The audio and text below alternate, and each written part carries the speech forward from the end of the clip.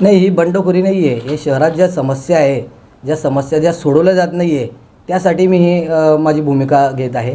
त्यासाठी मी हे पाऊल उचललेलं आहे. पक्षामध्ये एकनिष्ठ कार्यकर्त्यांनासुद्धा डावललं जातं आहे, त्यांना दाबलं जातं आहे. ते काही चांगलं कार्य करायला गेले तर त्यांना पुढे येऊ दिलं जात नाही आहे. शहरातील जनतेच्या त्यामुळे समस्या सोडवल्या जात नाही आहे. कोणी एखादा जर समस्या सोडवायचा प्रयत्न केला तर त्याला दाबलं जातं, डावललं जातं, त्रास दिला जातो. म्हणून मी माझी भूमिका स्पष्टपणे सांगतो आहे की मी माझी उमेदवारी जाहीर करणार. जनतासुद्धा माझ्यासोबत राहील. आमदारांनी 10 वर्षापासून शहरामध्ये काहीच विकास कामं केलेले नाही आहे आणि मलासुद्धा त्रास देण्यात आलेला आहे. मला ज्यावेळेला उपमहापौर पद मिळत होतं त्यावेळेला मला त्रास दिला गेला, मला विरोध केला गेला. त्यानंतर आता महानगराध्यक्षाचं ज्यावेळेला झालं त्यावेळेला माझं नाव आणि डॉक्टर आदेश्याम चौधरी यांचं दोघींचं नाव होतं. त्यावेळेलाही आम्हाला विरोध केला गेला. म्हणजे 25-30 वर्ष आम्ही पक्षासाठी एकनिष्ठेने कार्य करतो.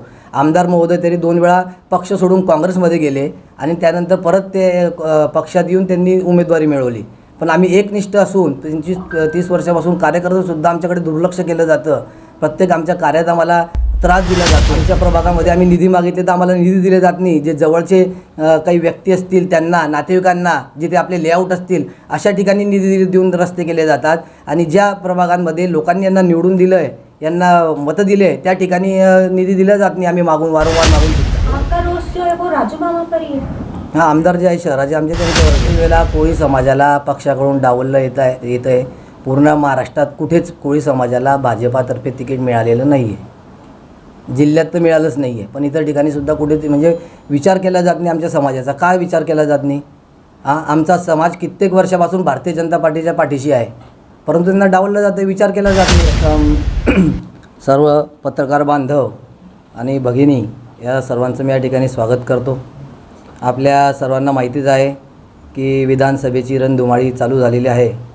त्याच अनुषंगाने जळगाव शहर विधानसभेसाठी मी माझा उमेदवारीचा अर्ज 28 किंवा 29 तारखेला भरणार आहे आणि अपक्ष उमेदवार म्हणून मी माझा फॉर्म भरणार आहे. आणि आपल्याला सर्वांना माहितीच आहे जवळजवळ 25 ते 30 वर्षापासून मी भारतीय जनता पार्टीचा एकनिष्ठ कार्यकर्ता आहे आणि पक्षासाठी, पक्षाच्या धोरणांसाठी मी शहरात कार्य करत आहे. मी नगरसेवक असताना आपल्या जळगाव शहराच्या समस्यांच्या विरोधात आवाज उचलला, उपोषणाला बसलो. त्यानंतर जळगाव शहरातील साफसफाई, कचऱ्याच्या विरोधात मी आवाज उचलला, आंदोलन केलं. तिथे होणाऱ्या भ्रष्टाचाराविरुद्ध आंदोलन केलं. आरक्षित जमिनींच्या विरोधात मी आवाज उचलला. असे अनेक प्रश्न जळगाव शहरातील समस्या जे होते, जनतेच्या ज्या समस्या होत्या त्या सोडवण्याचा मी नेहमी प्रयत्न केलेला आहे.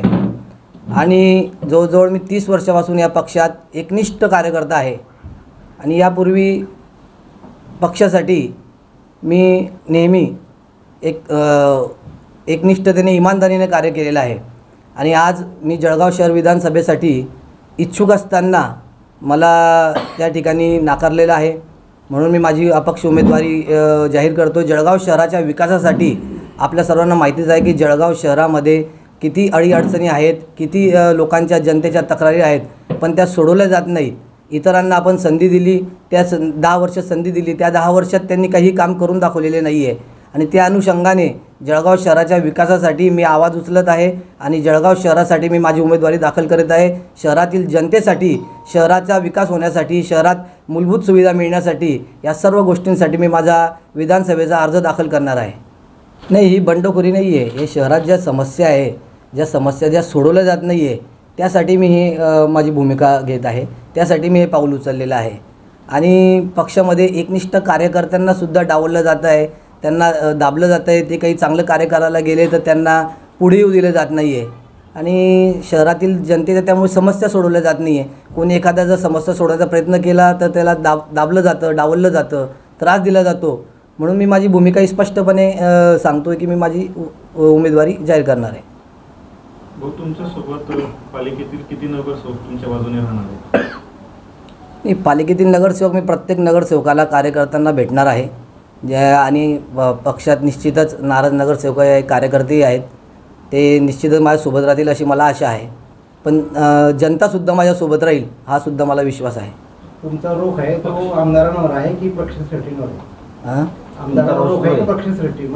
नाही, आमदारांनी 10 वर्षापासून शहरामध्ये काहीच विकास कामं केलेले नाही आहे आणि मलासुद्धा त्रास देण्यात आलेला आहे. मला ज्यावेळेला उपमहापौर पद मिळत होतं त्यावेळेला मला त्रास दिला गेला, मला विरोध केला गेला. त्यानंतर आता महानगराध्यक्षाचं ज्यावेळेला झालं त्यावेळेला माझं नाव आणि डॉक्टर आदेश्याम चौधरी यांचं दोघींचं नाव होतं. त्यावेळेलाही आम्हाला विरोध केला गेला. म्हणजे 25-30 वर्ष आम्ही पक्षासाठी एकनिष्ठाने कार्य करतो. आमदार महोदय तरी 2 वेळा पक्ष सोडून काँग्रेसमध्ये गेले आणि त्यानंतर परत ते पक्षात येऊन त्यांनी उमेदवारी मिळवली. पण आम्ही एकनिष्ठ असून 25-30 वर्षापासून कार्य करतोसुद्धा आमच्याकडे दुर्लक्ष केलं जातं. प्रत्येक आमच्या कार्यात आम्हाला त्रास दिला जातो. आमच्या प्रभागामध्ये आम्ही निधी मागितले तर आम्हाला निधी दिले जात नाही. जे जवळचे काही व्यक्ती असतील त्यांना, नातेवाईकांना, जिथे आपले लेआउट असतील अशा ठिकाणी निधी देऊन रस्ते केले जातात. आणि ज्या प्रभागांमध्ये लोकांनी यांना निवडून दिलं आहे, यांना मतं दिले, त्या ठिकाणी निधी दिला जात नाही. आम्ही वारंवार मागून सुद्धा. आपका रोष जो है वो राजू मामा पर ही है? हां, आमदार जे आहे शहराचे आमचे त्यांच्यावरच आहे ना. तुम्ही तक्रार श्रेष्ठींकडे केली का, पक्ष श्रेष्ठींकडे केली, आम्ही तक्रार केली, वारंवार तक्रार केली. आपल्या कोळी समाजाचे काही प्रमुख नेते यापूर्वी आमदारकीच्या तयारीत होते, परंतु प्रत्येक वेळेस पक्षाकडून कोळी समाजाला डावलण्यात येतं असं आपल्याला वाटतं का? हो, प्रत्येक वेळेला कोळी समाजाला पक्षाकडून डावललं येतं आहे. पूर्ण महाराष्ट्रात कुठेच कोळी समाजाला भाजपातर्फे तिकीट मिळालेलं नाही आहे. जिल्ह्यात तर मिळालंच नाही आहे, पण इतर ठिकाणीसुद्धा कुठे म्हणजे विचार केला जात नाही आमच्या समाजाचा. काय विचार केला जात नाही? आमचा समाज कित्येक वर्षापासून भारतीय जनता पार्टीच्या पाठीशी आहे, परंतु त्यांना डावललं जातं, विचार केला जात नाही. आणि माझं एकच ध्येय धोरण आहे की सर्व समाज, सर्व जाती धर्मांना सोबत घेऊन शहराचा विकास करायचा. कोणत्याही प्रकारचा जातीवाद न करता सर्वसमावेशक असा शहराचा विकास करायचा, हेच माझं ध्येय धोरण आहे. शहरातील जनतेला मूलभूत सुविधा मिळत नाही, त्यापासून ते वंचित आहे.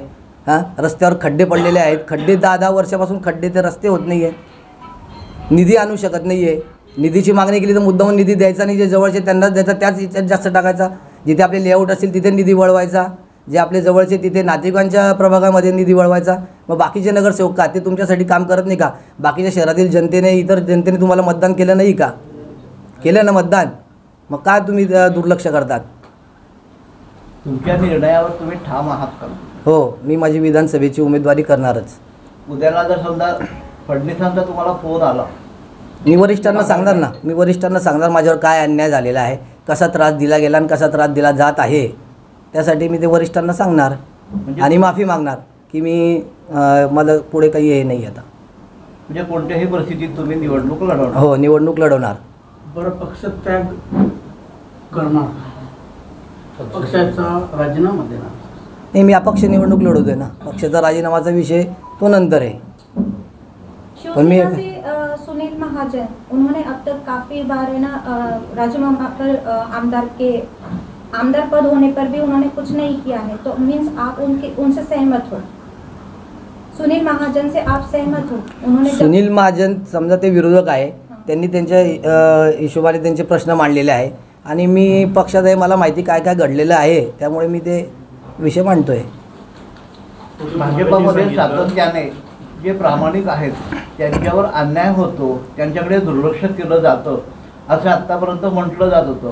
उन्मेष महाजनांपासून ही उदाहरणं आहेत. तुम्ही आता सहमत आहे त्याला? मी तर सहमत आहे. पक्षातील एकनिष्ठ कार्यकर्त्यांवर त्रास दिला जातो, अन्याय होतो आहे, हे निश्चितच आहे. जे 25-25, 30-30 वर्षापासून पक्षासाठी राबतायत, पक्षासाठी इमानदारीनं काम करत आहेत, त्यांना हळूहळू साईड केलं जातं, त्रास दिला जातो की ते स्वतःहून साईडला होऊन जातात, काही पक्ष सोडून देतात. आणि तशीच वेळ आज त्यांनी माझ्यावर आणलेली आहे. तीच वेळ त्यांनी माझ्यावर आणलेली आहे. मला इतका त्रास दिला गेला प्रत्येक ठिकाणी, निधी असो का पद असो का काही काम करायचं म्हटलं ते असो, ते प्रत्येक ह्याच्यात मला त्रास झालेला आणि त्यांनी त्रास दिलेला आहे. भाऊ, महानगरपालिकेत पक्षामध्ये फूट पडली होती भाजपमध्ये, त्यावेळेस पण काही नगरसेवकांनी आमदारांवर आरोप केले होते. हां, त्यावेळेलाही आमदारावर नाराज होऊनच नगरसेवक फुटलेले होते. आमदारांच्या कार्यशैलीमुळे आमदार निधी देत नव्हते, विकासाचं काही कार्य करत नव्हते, त्यांच्या प्रभागामध्ये काही निधी मागितला तर दुर्लक्ष करत होते. या सर्व कारणामुळे नगरसेवक नाराज झाले आणि ते फुटले. तुम्ही सांगतायत की मामांनी 10 वर्ष जळगाव शहराचा विकास केला आणि निधीमध्ये तुझा भाव केला.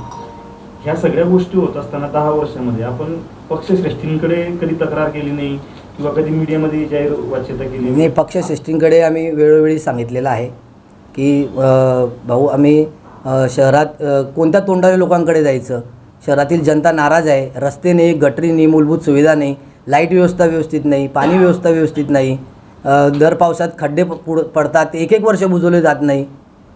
त्या खड्ड्यांमुळे अनेक लोकांना मृत्युमुखी पडावं लागतं आहे. अशा अनेक वेळा आम्ही तक्रारी केल्या. आपल्याला काय वाटतं की आपल्या आजच्या पत्रकार परिषदेनंतर पक्ष निर्णय बदलू शकता आपला उमेदवारीचा? नाही, ते मी सांगू शकत नाही, परंतु मी माझा निर्णय जो आहे तो ठाम आहे. मी विधानसभेला माझी उमेदवारी करणारच.